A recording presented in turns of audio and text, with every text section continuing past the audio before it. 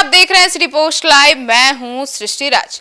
महागठबंधन का घोषणा पत्र लीक। जी हां, प्रेस कॉन्फ्रेंस से पहले जाने कौन थे वे 10 बड़े वादे जो कि तेजस्वी और राहुल गांधी की टीम करने वाली थी। पर उससे पहले एक सवाल उठता है कि आखिर महागठबंधन का यह साझा घोषणा पत्र आखिर कब जारी होना था और इसमें कौन कौन से दल शामिल थे। तो इस तमाम सवालों के जवाब देने के लिए हमारे साथ मौजूद हैं हमारी सहयोगी मुस्कान। तो मुस्कान, कौन कौन मौजूद थे और आखिर घोषणा पत्र कब रिलीज होना था?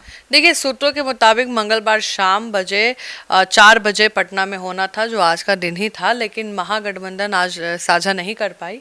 और इस प्रेस कॉन्फ्रेंस में बिल्कुल क्लियर है कि गठबंधन दल के जो लोग थे, मतलब राजद, कांग्रेस, सीपीआई, भाकपा, आईआईपी और वीआईपी होने वाले थे शामिल। और जो घोषणा पत्र है, सभी दल अपने अपने हिसाब से नीतियां लेके आए थे कि हमारी सरकार आएगी तो हम ये उद्देश्य लेके आएंगे। और कहीं ना कहीं जब घोषणा पत्र आता है, इसका मतलब है कि हम एक साथ हैं, हमारा यूनिटी है। जी। तो मुस्कान, शराबबंदी को लेकर इसमें क्या रुख अपनाने वाली थी और क्या कानून खत्म होता? नहीं, महागठबंधन ने शराबबंदी को हटाने की बात नहीं की है, इनकार कर दिया था। लेकिन उसके नियमों में समीक्षा करने का वादा किया गया है। आपको बता दें, जो लोग निर्दोष हैं और शराबबंदी में फंस जा रहे हैं, पुलिस बदमाशी कर रही है, उसके लिए कानून बनाए जाएंगे।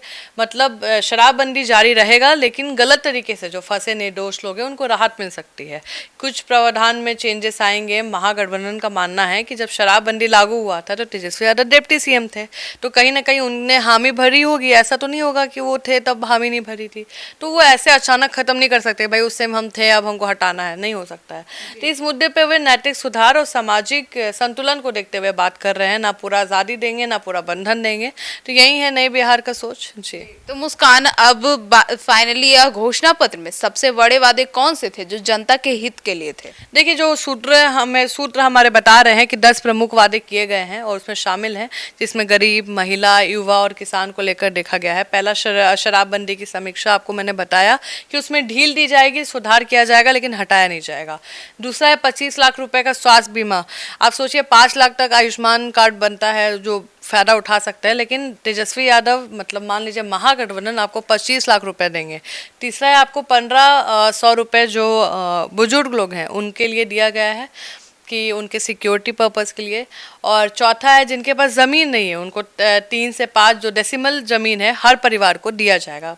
और पांचवा है ईबीसी, मतलब जो अत्याचार हो रहा है, कानून विरोध, मतलब जो अति पिछड़ा रह गए, समझ रहे हैं आप, इकोनॉमिकली बैकवर्ड रह गए, उनके अधिकार के लिए लोग लड़ाई करेंगे, काम करेंगे। छठा है कानून व्यवस्था पर फोकस होगा, जो अपराध है, भ्रष्टाचार पर नियंत्रण करेंगे। 7, आपको हर घर नौकरी योजना, तो आपको पता ही है कि सबको घर में एक सरकारी नौकरी, 2.5 करोड़ नौकरी देने का वादा किया। हाँ, एक सरकारी नौकरी मिलने वाला है। और महिलाओं को 2500, आपको भी पता है, माई बहन के जो योजना है उसके तहत मिलेगा।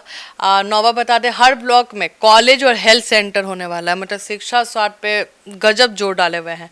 और 10वां है 200 यूनिट फ्री बिजली, जो आपको पता है कि हर घर में उजाला होगा, बिन बिल के झमेला है। तो वही बात है, वादों की झड़ी लगा दिए गए हैं और अब की बार सच में बदलाव चाहिए कि नहीं, वो तो जनता बताएगी। क्या ये वादे सिर्फ पन्ने तक रहेंगे कि सामने भी आएंगे? जी। तो मुस्कान, ऐसे में एक और अहम सवाल उठता है कि क्या यह घोषणा पत्र सामाजिक न्याय और पिछड़ों को केंद्र में रखता है? बिल्कुल, हाँ। महागठबंधन का ये जो घोषणा पत्र है, सामाजिक न्याय और सम्मान भागीदारी के सिद्धांत पर टिका हुआ है। आप कुछ भी देख लीजिए।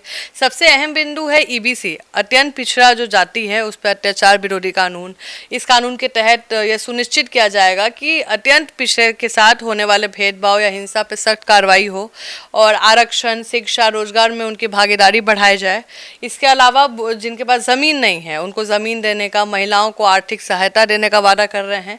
इन बात से दर्शाता है कि ये घोषणा पत्र समाज के सबसे निचले तबके तक पहुंचने की कोशिश कर रही है। जी। तो मुस्कान, क्या इस घोषणा पत्र से बिहार की राजनीति का समीकरण बदल सकता है? बहुत हद तक। और यह घोषणा पत्र महागठबंधन की यूनिटी को जनता के सामने दिखाने की कोशिश है। तेजस्वी यादव के नेतृत्व में जब सभी दल मंच साझा करेंगे तो इसका संदेश सीधा होगा कि हम सब एक है, हमारा एजेंडा विकास है, हम काम करना चाहते हैं। शराबबंदी समीक्षा होगी, नौकरी, पेंशन, बिजली, महिलाओं को आर्थिक सहयोग, ये ऐसे वादे हैं जो सीधे तौर पर मध्यम वर्ग, गरीब और युवाओं को प्रभावित करते हैं। और राजनीतिक पंडितों का मानना है कि अगर ये घोषणा पत्र जमीन पर लागू करने की ठोस योजना दिखाएगा तो महागठबंधन को 2025 के चुनाव में थोड़ा फायदा मिल सकता है। वादे बहुत है, पर असली सवाल यही है, क्या जनता अब की बार महागठबंधन पे भरोसा करेगी? जी हाँ, तो इसी सवाल के साथ हम आपको छोड़ते हैं और आप अपनी जवाब कमेंट सेक्शन में जरूर दीजिएगा। धन्यवाद।